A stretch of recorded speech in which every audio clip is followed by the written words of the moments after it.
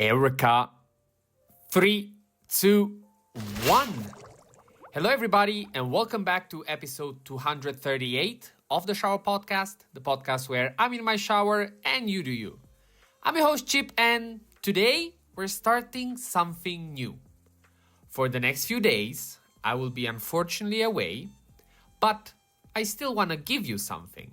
And I would like to take you on a journey I'm calling Shower Stories. Little windows into history where some of the biggest breakthroughs and creative sparks came not from fancy labs or big stages, but from the simplest, most ordinary spaces, like the shower.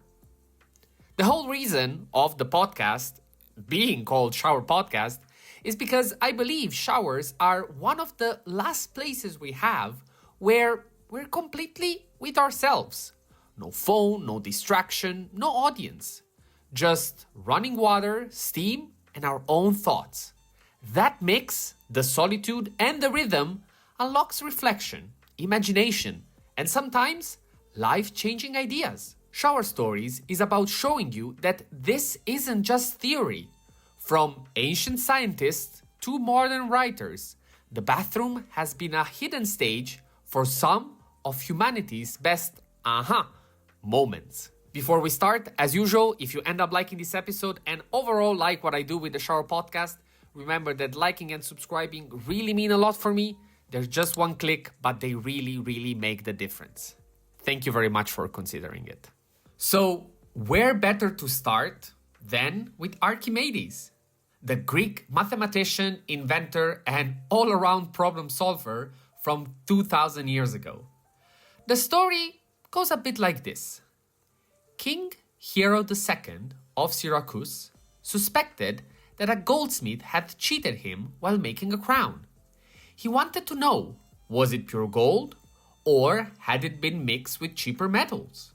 A tricky problem, even for one of the smartest men of his time.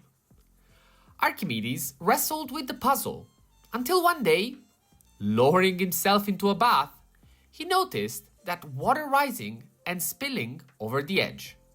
Suddenly it clicked.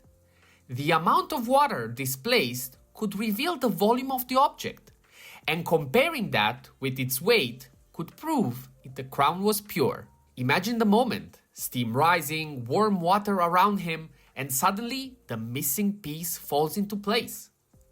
Overwhelmed with excitement, Archimedes supposedly leapt out of the bath, ran naked through the streets shouting, "Eureka! I have found it!" Whether or not he truly sprinted through town unclothed, what matters is that this image stuck. The idea that clarity doesn't always come in the lab, but in the quiet moments when your mind finally relaxes. And here's the beauty. Modern science actually backs it up. When you let your brain wander, psychologists call it the incubation effect. Your subconscious keeps working. The bath, the shower, the walk, they're not breaks from thinking. They're where some of the best thinking happens. Archimedes gave us the first great bathroom Eureka story, but he's far from the last. So, what's the takeaway here? Don't dismiss your quiet moments as wasted time. If you're stuck on a problem, maybe what you need isn't more grinding, but a pause, a shower, a bath, a reset that lets your brain connect the dots.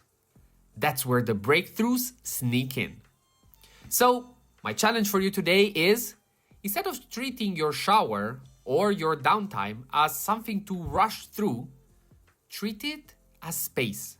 Let your thoughts wander without forcing them. Don't grab your phone the second you feel bored. Give your mind the same sanctuary Archimedes had and see what emerges. It might not solve a king's riddle, but it could solve yours. That's the start of our shower stories, from an ancient Greek bath to the showers of modern writers.